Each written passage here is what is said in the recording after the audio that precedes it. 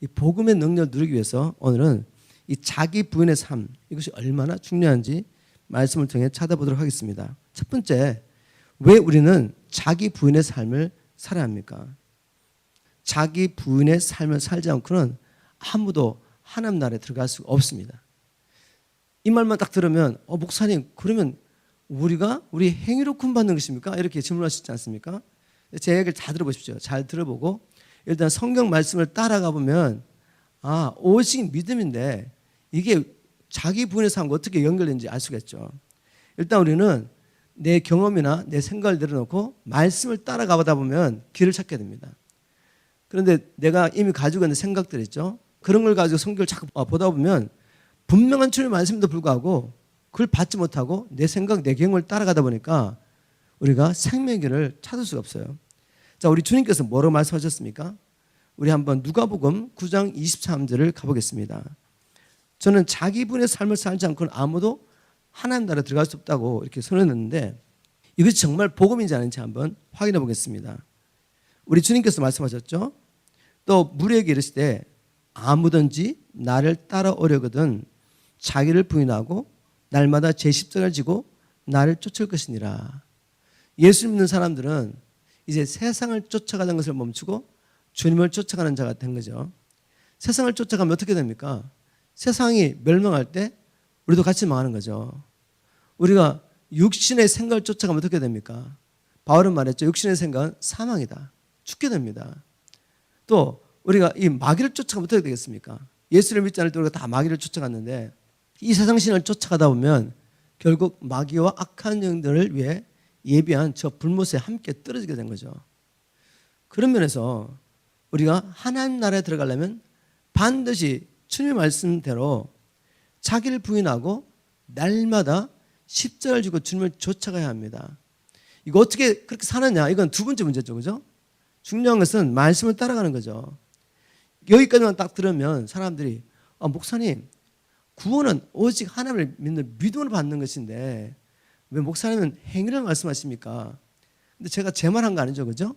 제 생각을 이해한 것이 아니라 주님의 말씀을 대언한 것입니다. 우리 주님께서 나를 따라오려거든 자기 부인하고 날마다 십자가를 지고 주님을 쫓아라고 말씀하신 것입니다. 그렇다면 주님 말씀을 따라가 봐야죠. 네, 주님, 제가 자기 부인하지 않고 십자가 지지 않고는 주님을 따라갈 수 없습니다. 주님 쫓아가지 않으면 다른 것 쫓아가야 되는데 다른 것 쫓아가면 결국 멸망과 사망입니다. 제가 어떻게 주님을 쫓아갔는지 보십시오 라고 말하는 것입니다. 패런하고 마지막 때 우리를 심판하시는 분이 누구십니까? 훌륭한 신학자 아니죠. 그죠? 우리 자신도 아닙니다. 마지막 때 우리를 심판하신 분은 이 말씀을 하신 우리 주님이 의로운 심판주로서 산자와 죽은 자를 심판하실 거예요. 여러분 믿으십니까? 이 의로운 재판장이 뭐라고 말씀하셨냐면 천국 도는 기준으로 마태복음 7장 21절에 보면 나더러 주여 저는 자마다 다 천국에 들어갈 것이 아니요 다만 하늘에 계신 내 아버지의 뜻대로 행하는 자라 들어가리라. 여러분 아버지의 뜻대로 행해야지 들어간대요. 입으로 예수를 주라고 고백해도 아버지의 뜻대로 행하지 않는 자는 삶을 통해서는 예수를 부인하는 자, 그들은 결국 못 들어간다는 말입니다. 우리가 천국 들어가려면 반드시 아버지의 뜻을 행해야 돼요. 그렇다면 어떻게? 분명히 믿음으로 우리가 어렵다를 받고 구원을 받는데 성경이 말하는 믿음이 뭔지 그 믿음을 발견하고 이제 아버지 뜻을 행하며 살아야죠. 자, 우리 주님께서 세우신 기준, 천국 들어가기 위해서는 자기를 부인하고 십자가를 지고 주님을 쫓아오라고 말했습니다. 왜냐하면 자기 부인하지 않으면 아버지의 뜻을 행하지 못하기 때문에. 자기 부인하지 않고 아버지의 뜻을 따라 살 수 있는 사람은 아무도 없습니다. 그래서 우리가 하나님 나라에 들어가기 위해서는 반드시 자기 부인의 삶을 살아야 합니다. 바로 이렇게 살게 하시려고 분명히 주님께서 우리에게 복음을 주셨겠죠. 그건 또 뒤에 가서 나눠보기로 하고 일단 말씀을 따라가는 거죠. 자기 부인이 왜 이렇게 중요하냐? 우리가 하나님 나라 들어가기 위해서 아버지의 뜻을 행하고 하나님 나라 들어가기 위해서는 반드시 자기 부인의 삶을 살아야 한다. 또 두 번째로 자기 부인의 삶이 왜 이렇게 중요하냐 하면 교회가 땅에 존재하는 목적, 우리가 주님의 계명에 순종하며 우리의 삶을 통하여 바로 지상 명령을 수행하기 위한 것입니다. 우리가 예수님을 주라고 부르는데 그 주님께서 천국에 가시기 전에 우리에게 부탁한 것 사명 하나밖에 없습니다. 이 복음, 이 천국 복음을 천하 만민에게 전파해라. 하늘과 땅의 모든 권세를 가졌는데 이제 이 권세를 가지고 나의 몸인 교회에 가서 열방 제자 삼으라고 말씀하셨죠. 자, 여러분, 열방을 예수 제자 삼는 거 우리가 성경 공부해가지고 제자도를 배워가지고 이 지식을 가지고 예수의 제자를 만들 수 있습니까? 한 사람을 예수의 제자를 만들려면 사탄의 권세, 죄의 권세 있는 사람을 하나님께로 인도해야 되는데 성경적인 지식만 가지고 되지 않는 거죠. 반드시 아들의 생명이 나타나야 합니다. 아들의 생명이 우리 죽을 몸을 통해 나타나지 않으면 한 영혼도 구원할 수가 없죠. 아들의 생명이 나타나려면 반드시 뭐가 필요하죠? 자기 부인이 필요합니다. 왜냐하면 아들의 생명은 어디 있습니까 지금? 우리 몸 안에, 우리 깊은 곳에 영과 연합해 있습니다. 그런데 이 아들의 생명이 무엇에 쌓였죠 지금? 우리 혼에 쌓였습니다. 우리 육체에 쌓였습니다. 이 질그릇이 끼어지지 않으면 결코 아들의 생명이 나타나지 않습니다. 바울을 통해 그 놀라운 부흥과 생명 역사가 나타날 수 있었던 비결을 바울은 이렇게 기록하고 있습니다. 고린도후서 4장 7절에 이렇게 바울이 말합니다. 우리가 이 보배를 질그릇에 가졌으니 이는 능력이 심히 큰 것이 하나님께 있고 우리에게 있지 아니함을 알게 하려 함이라. 이 보배가 누구를 말한 거죠? 예수 그리스도 생명이죠. 예수님이십니다. 예수님이 지금 우리 안에 계세요. 질그릇인 우리 안에 계시는데 이 생명이 나타나야지 바울의 사역을 통해서 영혼들이 주님을 만나고 하나님 나라에 들어가는 것입니다. 바로 이 일을 위해서 하나님께서 바울의 삶 가운데 허락하신 게 뭐죠? 바울을 깨트리는 일이죠. 8절부터 보십시오.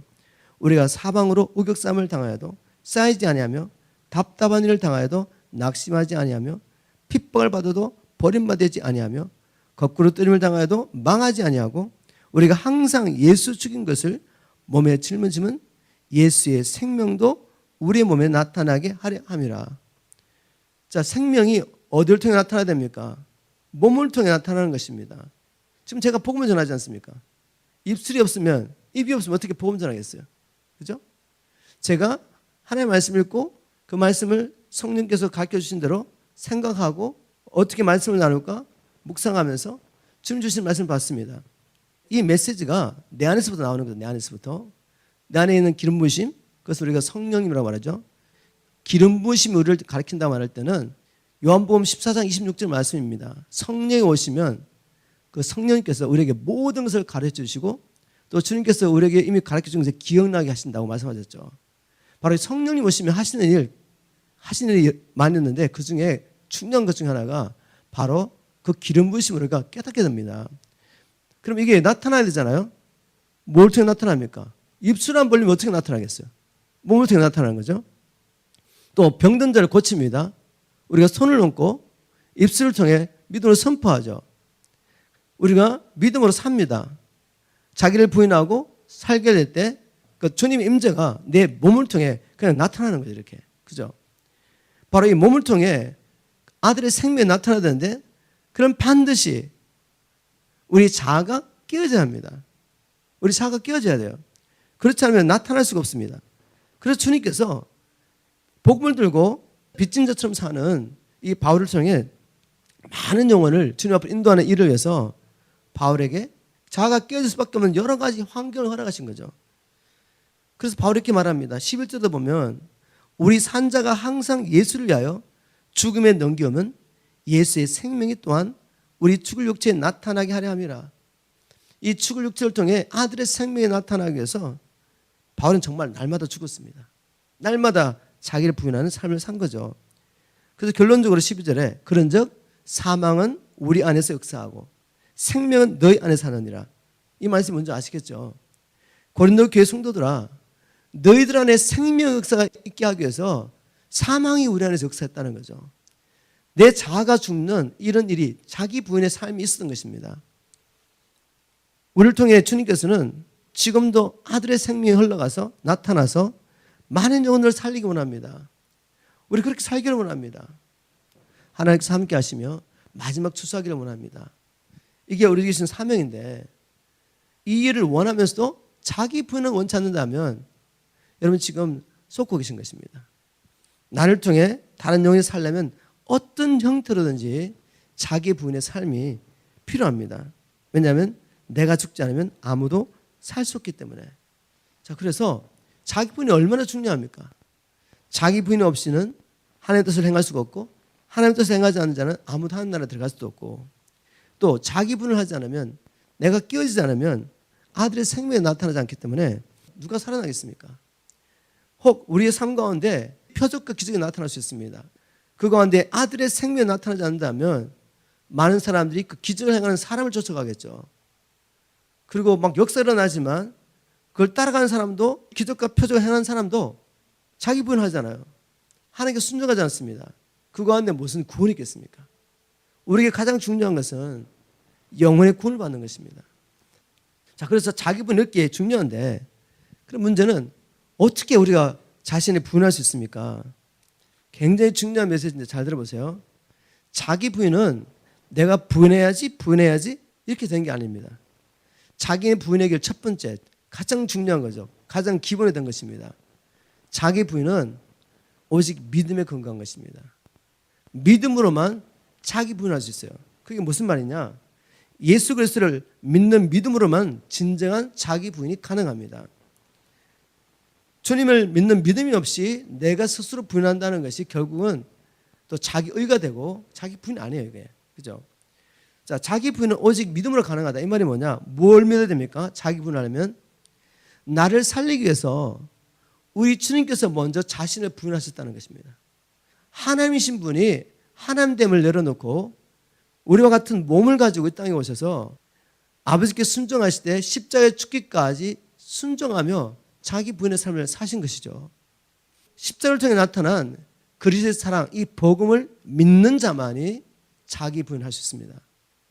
이게 어떻게 가능합니까? 이게 무슨 말이죠? 아니, 십자가를 통해 나타난 그리스도의 사랑을 아는데 그것이 자기 부인에 근거된다고? 맞습니다, 여러분. 바울이 뭐라고 고백했습니까? 바울이 미친 사람처럼 살았어요. 고린도후서 5장 13절이죠. 바울은 그리스도의 사랑에 미친 사람이에요. 그리스도의 사랑에 사로잡힌 사람인데 바울이 이렇게 고백합니다. 고린도후서 5장 13절 14절 제가 현대의 성경 한번 읽어보겠습니다. 우리가 미쳤어도 하나님을 위한 것이며 정신이 온전하여도 여러분을 위한 것입니다. 복음 전하는데 미친 사람인데 사람이. 그죠? 우리 미쳐도 하나님을 위한 것이고 여러분을 위해 미친 겁니다.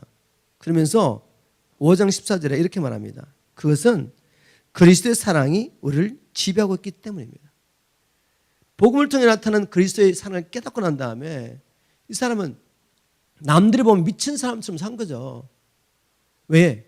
그리스도의 사랑이 날 붙잡고 있기 때문에. 미친 사람처럼 다니면서 복음 전한 거죠.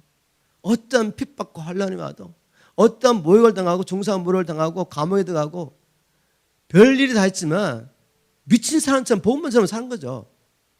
어떻게 이렇게 자기 분을 하며 살 수 있냐 이거죠.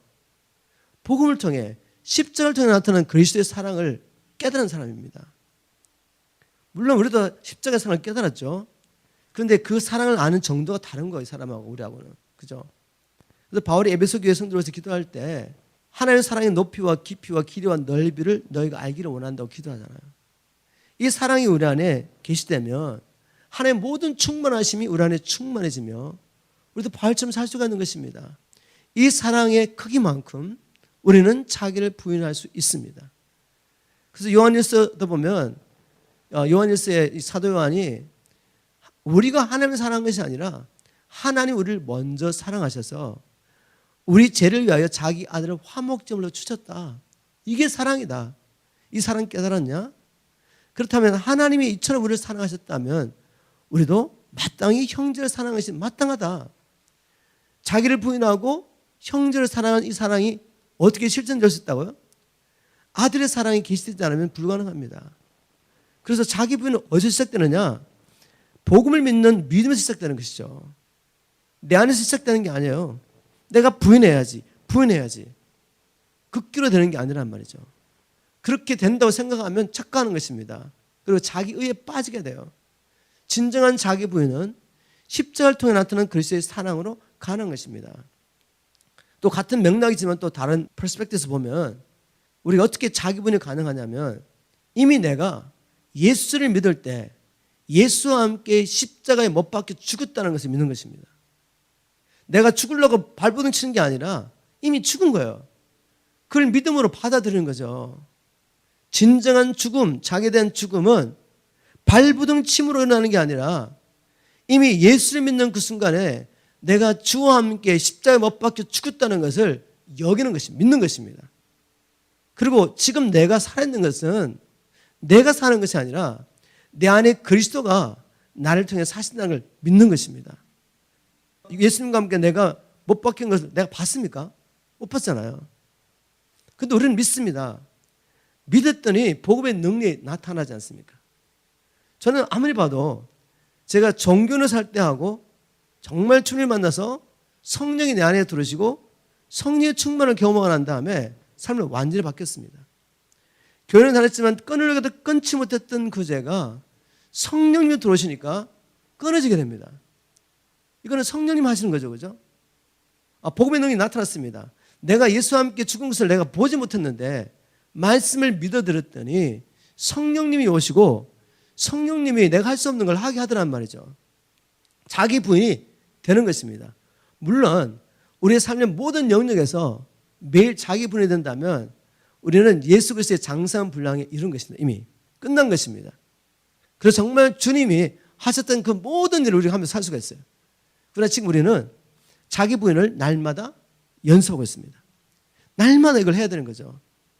우리가 비워드린 만큼 주의 성령이 임하십니다. 성령으로 채워지는 거죠. 아들의 생명으로 채워집니다. 우리가 깨어진 만큼 아들의 생명이 흘러가는 거죠. 그래서 하나님의 역사가 나타나는 것입니다. 이거 자기 부인 오직 믿음으로 가능하다. 십자가를 통해 나타난 그리스도의 사랑을 믿음으로, 그리고 십자가에서 내가 그리스도와 함께 죽은 것을 믿음으로 가능하다. 여러분 이거 설명해도 알 수가 없죠, 그죠? 이제 한번 실천해 봐야죠. 매일매일 삶 가운데 우리 자기 부인을 해야 할 일이 얼마나 많습니까? 그런 일이 일어났을 때 믿음으로 자기 부인을 하는 것입니다. 주님, 이럴 때, 보통 이럴 때 나는 이렇게 따집니다. 내 의를 들으면 따집니다, 내가. 근데 내가 이걸 내려놓습니다. 왜? 나는 죽었기 때문에. 이런 제약이 유혹이 올 때 나는 쉽게 반응을 보였는데 이제 내가 나사렛 예수님으로 죽은 것을 여깁니다. 나는 죽었습니다. 예전에 이 유혹에 빠졌던 나는 더 이상 살아있지 않아요. 마귀야, 죽었어. 예전의 영태는 죽었어. 선포하는 것이죠. 모든 삶의 영역에서 갑자기 또 생활의 염려가 막 쳐들어와요. 옛날에는 당연히 염려해야죠. 지금 당장 페이먼트를 해야 되는데 없잖아요. 그럼 염려가 오죠. 그런데 이제는 그렇게 주님을 믿지 못하고 내가 마치 모든 걸 해결하는 것처럼 내가 사는 것이 내 힘으로 사는 것으로 살았던 나는 죽은 거예요. 나는 죽었다고 선포합니다. 그리고 나는 이 시간에 주님이 하라는 것을 순종하는 것입니다. 그랬더니 문제가 하나도 해결되지 않았는데 내 심령 가운데 평강이 막 찾아와요. 감사가 넘쳐요. 그러고 보니까 문제가 해결돼요. 이렇게 하나하나 우리 삶 가운데 적용하는 것입니다. 그런 사건이 생겼을 때마다 우리가 나를 비워내고 나를 십자가에 못 박혀 여기고 아들의 생명이 살게 하는 것이죠. 우리 주님이 이 상황 가운데 어떻게 했을까? 어떤 말을 했을까? 어떻게 행동하셨을까? 물어보는 거죠. 그리고 그 주님을 살아내는 것입니다. 믿습니까, 여러분? 이렇게 우리가 자기 부인을 하게 되는 것입니다. 자기 부인의 첫 번째 길, 오직 믿음으로 복음을 통해 나타난 그리스도의 사랑과 또 복음을 통해서 우리가 믿게 된 그리스도와 함께 내가 죽었다는 이것을 믿음으로 가는 것입니다. 자기 부인의 두 번째 길은 뭔가 하면 이제 모든 상황 가운데서 감사를 하기 시작합니다. 감사를. 이 감사 굉장히 놀랍습니다, 여러분. 이 감사를 통해서 하늘문이 열립니다. 하나님의 성령이 임합니다. 예전에는 내 자존심이 짓밟힌 데 생길 때 막 화가 나잖아요. 그죠? 변명하고 싶고 내 의를 드러내고 싶고, 그죠? 그런데 그런 일이 일어났을 때 내가 감사를 하는 겁니다. 감사를. 도저히 감사를 할 수 없고 기뻐할 수 없는 상황인데 나는 이 일에 감사를 선택합니다. 왜? 하나님께서 말씀하셨기 때문에. 주 안에서 기뻐하라. 쉬지 말고 기도하라. 범사에 감사하라. 이는 그래서 예수 안에서 널 향하신 하나님의 뜻이니라. 하나님의 뜻 뭐라고요? 주 안에서 기뻐하는 것이죠. 세상 가운데 기뻐하는 것이 아니라, 내가 원했던 어떤 일들이 이루어졌기 때문에 기뻐하는 것이 아니라 주님 안에서 기뻐합니다. 그것은 주님과 마음을 같이 연합할 때 오는 평강과, 상황은 전혀 바뀌지 않는데 하나님의 통치가 내 안에 임했기 때문에 성령 안에서 기뻐하는 것이죠. 주 안에서 기뻐하라고. 그걸 내가 선택하는 것입니다. 그 바로 주님 안에 있는 기쁨으로 들어가기 위해서 내가 뭐 해야 됩니까? 모든 상황 가운데서 감사할 걸 찾는 것이죠. 옛날에 감사 못했어요. 예를 들어서 내 자존심이 짓밟히는 일이 있는 거죠. 그런데 감사를 합니다. 왜 감사합니까? 감사할 일이 많죠. 주님, 이런 일이 없었더라면, 내 자존심이 상하는 일이 없었다면 내가 지금 주님의 생명을 살고 있는지, 내가 살고 있는지 어떻게 알겠습니까? 그런 상황이 벌어지니까, 아, 주님, 내가 아직 여전히 나를 살고 있네요. 감사합니다. 이 일을 통해 지금 내가 주님의 생명을 살지 못하는 것을 보여준 것을 너무 감사합니다. 다시 한번 내가 그리스도와 함께 십자가에 못 박혀 죽은 것을 선포합니다. 그리고 이제는 내가 사는 것이 아니라 내 안에 계신 주님의 사심을 선포합니다. 이런 일을 통해서 나의 자아를 깨트려 주시고 아들의 생명을 드러나게 하시니 감사합니다. 바뀌었잖아요, 여러분. 옛날 같으면 시험 당하는 일, 내 자존심 상하는 일을 묵상하면서 더 분이 나고 그 일에 붙잡혀가지고 아무것도 하는 일도 손에 잡히지 않고 시간 낭비, 마음 낭비, 몸도 아프고 그러잖아요. 근데 감사하는 거죠. 여러분, 감사함을 통해서 우리는 자기 부인의 길로 나아가게 됩니다. 감사를 통해서 내게 이런 일을 행하신 주님께 감사하고 이거 모든 것을 주님의 섭리 여기며 받아들일 때 주님과 일치하는 마음이 생기고 감사를 시작했는데 이제 주님과 하나가 돼요. 그럼 마음에 막 요동하는 것들이 없어지면서 평강이 임하잖아요. 평강과 함께 주님의 뜻을 행하고 나면 어떻게 돼요? 말할 수 없는 기쁨, 천국의 기쁨이 우리 안에 있는 것입니다. 그 평강과 기쁨은 얼굴을 통해 나타나겠죠. 그래서 사람들이 나를 보면서 집사님, 뭐 기쁜 일, 좋은 일이냐고. 나의 자기 분을 통해서 하나님 임재가 생명이 흘러가기 때문에 그 공간을 사람들이 안다는 거죠. 자기 부인의 두 번째 길, 감사라. 범사에 감사라. 자기 부인의 세 번째 길은 뭐죠? 성령 충만을 삼으셔야 됩니다. 성령 충만. 왜냐? 우리 이사야 11장을 가보겠습니다. 이사야 11장. 이사야 11장에 가시면 2절 3절에 이사야가 메시아가 임할 성령에 대해서 이렇게 예언하고 있죠. 여호와의 신. 성령은 여호와의 신, 하나님의 신입니다. 하나님의 신이요, 지혜와 청명의 신이요, 우리에게 지혜를 주시고 그 다음에 청명, 모든 일에 깨닫게 하신다는 거죠. 이 understanding입니다. spirit of understanding 영어로는. 그리고 모략과 재능의 신. 영어로 쉬워요. 모략이 도대체 뭐지? spirit of counseling. 다시 말해서 우리가 힘들고 어려울 때 위로하고 카운슬 해준다, 상담해 준다는 말이죠. 그죠? 그 다음에 재능의 신이라는 것은 the spirit of might입니다. might. 능력의 신이죠. 능력. 능력의 신. 그 다음에 지식과 여호와를 경외하는 신. 하나님 아는 지식을 누가 줍니까? 성령이 아니면 깨달을 수가 없어요. 아무리 성경 공부해도 성령이 깨닫게 하지 않으면 하나님 아는 지식이 갈 수가 없는 거죠. 오늘 제가 나누고 싶은 것은 제일 마지막에 나타난 성령에 대한 이야기죠. 성령님. 성령님은 여호와를 경외하는 신이다. 여러분, 하나님을 경외해야 돼요. 그죠? 그런데 이 하나님을 경외하는 것도 내 힘으로 하는 게 아니에요. 보십시오. 성령님이 여호와를 경외하는 신입니다. 성령이 충만히 임하면 주님을 경외하는 것입니다. 심판을 두려워하는 것과 달라요. 거룩한 경외심. 그분이 누구신 것을 알면서 그분을 경외하는 거죠. 여러분, 경외하는 게 왜 중요하냐? 잠언 8장 13절 가보세요. 잠언 8장 13절에 가면 여호와를 경외하면 어떻게 됩니까? 여호와를 경외하는 사람은 악을 미워한답니다. 죄를 미워하는 것입니다. 그리고 또 한 절 더 보겠습니다. 잠언 16장 6절이죠. 잠언 16장 6절에 가면 또 이렇게 말합니다. 여호와를 경외함으로 인하여 악에서 떠나게 되느니라. 여러분, 죄의 뿌리가 뭐죠? 죄의 뿌리는 자기 사랑이에요. 자기를 부인하지 않기 때문에, 자기 사랑에 빠졌기 때문에 모든 죄가 시작되는 것이죠. 그런데 이 악을 버리는 방법이 있다는 거예요. 뭐요? 여호와를 경외하는 신이 임하면 돼요. 여호와를 경외하는 신.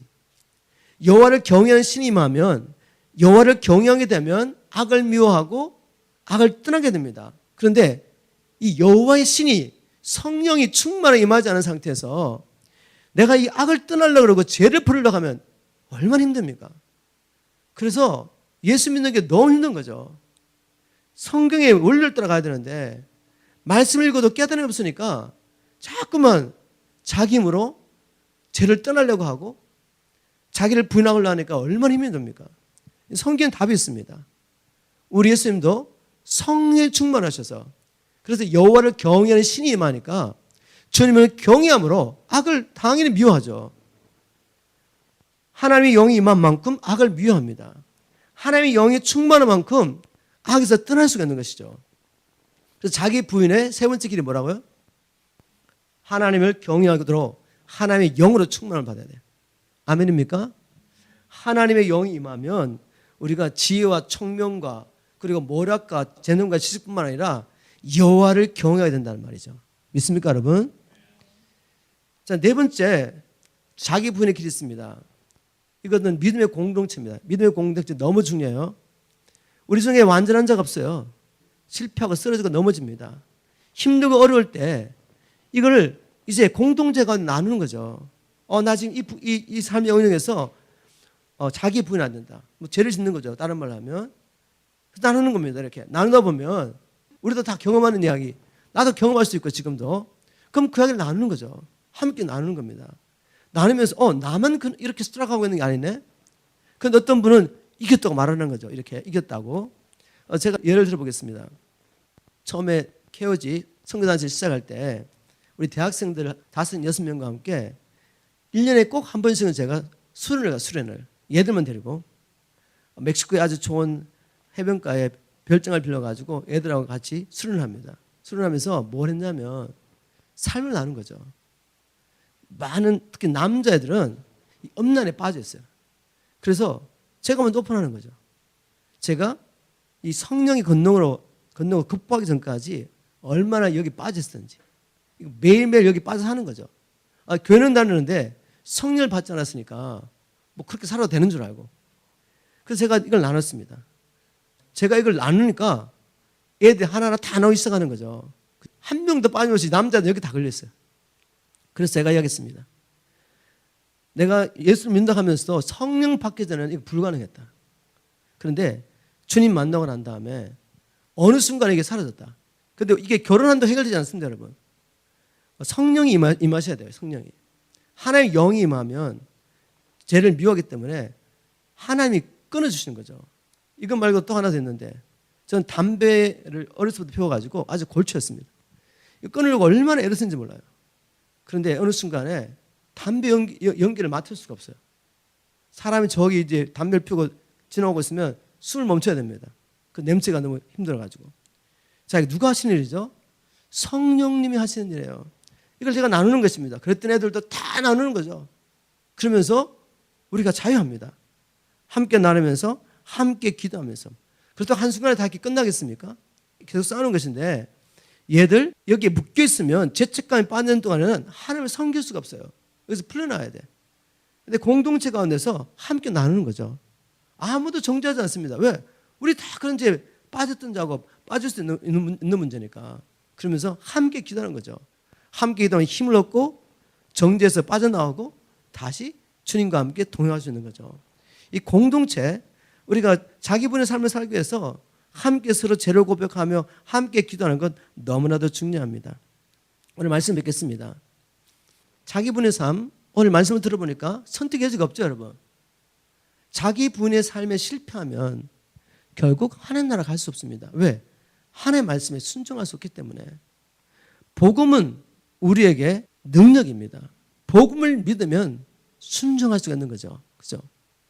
그리고 자기 분의 삶을 살지 않으면 우리 하나님 나라에 갈 수 없을 뿐만 아니라 사명도 감당할 수 없다고 그랬습니다. 자기 부인의 삶을 사는 첫 번째 길은 오직 믿음. 십자가를 통해 나타난 이 복음을 통해 나타난 이 사랑을 우리가 아는 것입니다. 믿는 것입니다. 그리고 십자가에서 내가 그리스도와 함께 이미 죽었다는 것을 믿는 것이죠. 내 힘으로 사랑할 수 없고 내 힘으로 순종할 수가 없고 내 힘으로 극기를 가지고 자기문을 할 수 없습니다. 믿음이죠. 믿음 거죠. 그리고 두 번째 제가 뭐라고 했습니까? 범사에 감사라고. 이제 일어난 일을 다른 시각으로 보기 시작하는 것입니다. 하나님의 말씀을 통해 보면서 감사거리를 찾는 거죠. 감사할 일이 얼마나 많습니까? 아침에 일어나면 건강한 몸으로 일어난 게 감사죠. 숨을 쉴 수 있는 게 감사죠. 요즘 코로나 바이러스 때문에 사람들 심해지면 숨 못 쉬잖아요. 그죠? 숨 쉴 수 있는 게 감사하죠. 여러분, 태어날 때 항문이 없이 태어난 애도 있습니다. 그래서 화장실을 갈 수 없어요. 사람이 만들어지지만 그게 쉽지가 않아요. 그런데 우리는 하나님께서 처음 만드실 때 장기들을 다 하나님 뜻대로 지으신 대로 태어나가지고 먹고 소화하는데 문제가 없잖아요. 이거 감사한 적 있습니까, 여러분? 감사할 게 한두 가지가 아니에요. 사랑, 가족을 준 거 얼마나 감사합니까? 주님, 제가 섬길 수 있는 성도들이 있는 것을 너무 감사하다고. 부족한 저에게 섬길 수 있는 영을 주신 게 얼마나 감사한지. 여러분들이 얼마나 귀한지 막 감사를 했습니다. 감사를 할 때 하나님을 열리고 하나님의 기름 부심이 하는 거죠.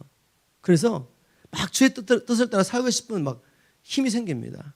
그리고 이 공동체 얼마나 중요합니까? 우리 홈처치를 모일 때마다 답을 원하는 게 아니에요, 우리는. 그죠? 성경 읽고 영적 원리 답을 찾는 게 아니라 이거 어떻게 살았느냐, 왜 우리가 실패하고 있는지 이걸 또 나누는 거죠. 그럼 서로 정죄하는 것이 아니라 위로하고 격려하고 함께 기도하다 보면 주님이 우리에게 성령을 부어주시고 하나님의 사랑을 부어주시고 믿음이 생기고 자기 부여는 자연스럽게 나타나는 것입니다. 믿습니까, 여러분? 제가 오늘 여러분에게 동기부여하기 위해서 한 선교사님의 간증을 나누고 마치겠습니다. 제가 지난 며칠 동안에 파푸아 뉴기니라는 나라에서 한 부족, 미 부족을 선교하는 한 선교사님의 간증집 비슷한 책을 한 며칠 안에 다 봤습니다. 다 보면서 결론은 뭔가 하면 주님 너무 부끄럽습니다. 제가 이렇게 사는 게 너무 부끄럽습니다라는 이야기를 했어요. 주님 앞에. 주님 이렇게 살다가 가지 않게 도와달라고. 똑같은 예수를 믿고 똑같은 성령을 모시고 자기 부인의 사는 이 삶을 통해서 하나님이 하시는 일을 보면서 제가 너무 감격했고 너무 부끄럽고 고백했습니다. 이렇게 살다가 가지 않게 해달라고. 주님 제게 하나님을 더 깊이 알고 사랑함으로 자기 분의 삶을 통해서 나의 깨어짐을 통해 많은 영혼을 살려주게 해달라고 기도했습니다. 이분 이야기를 제가 다 할 수는 없고 여러분 나중에 시간 있으면 책을 사서 보십시오. 책 제목은 벌거벗은 그리스도인이라는 제목이에요. 벌거벗은 그리스도인. 그런데 그 책 앞에 소제목과 캐치업 워드가 굉장히 되게 감동적이었습니다. 뭐라고 써놨냐면 교만과 미순으로 똘똘 뭉친 나를 고발합니다. 자기 고발 쓴 거죠. 자신이 얼마나 교만과 미순에 똘똘 뭉쳤던 사람인지 성경에서 그걸 발견한 거죠. 성교지에서. 그리고 이렇게 말합니다. 그 성교지에 있는 사람들 그들은 벗었으나 참된 그리스도인이며 나는 위선의 옷을 입은 영적 원주민입니다. 이렇게 말했습니다. 자, 이분이 어떤 분인가 하면 이 파푸아 뉴기니아에 여러 이제 종족들이 사는데 이 고산지대에 정글이 있습니다. 2,500m 높은 그 고산 지역에 있는 정글인데 여기는 차도 갈 수 없어요. 경비행기로 날아가야지 겨우 들어갈 수 있습니다. 거기 사는 사람들은 이분이 들어갈 때만 해도 식인 문화를 여전히 갖고 있었습니다. 사람들 잡아먹고 종족끼리 서로 싸우면서 막 두려움과 이 미신에 빠졌던 사람들, 그리고 얼마나 문명이 안 들어갔는지, 물론 말은 있지만 글은 없고, 그 다음에 숫자를 1번부터 5번까지밖에 셀 수가 없는 거죠. 1번부터 5번까지. 여러분 이분들의 지능을 아시겠습니까? 숫자를 10가지도 못 카운트하는 거예요. 하나 둘 셋 넷 다섯은 끝이야. 그런 기억을 못해요. 자, 놀라운 것은 이런 종족에 들어가서 언어도 없고 뭐 윤리 도덕이라는 건 없습니다. 그냥 여자라는 것은 그냥 돼지 몇 마리 주면 살 수 있는 거. 한 움막 안에 뭐 아버지, 엄마, 며느리 다 살면서 막 섞이는 거예요. 이렇게 사는 것입니다. 좀 짐승처럼 사는 거죠. 그죠? 이런 곳에 가서 어느 안 통하는 곳에 들어가가지고 운명을 짓고 그 사람들과 똑같이 사는 거죠. 25년을 같이 살면서 뭐로 전도했겠습니까, 여러분? 말로 했겠어요? 삶을 통해서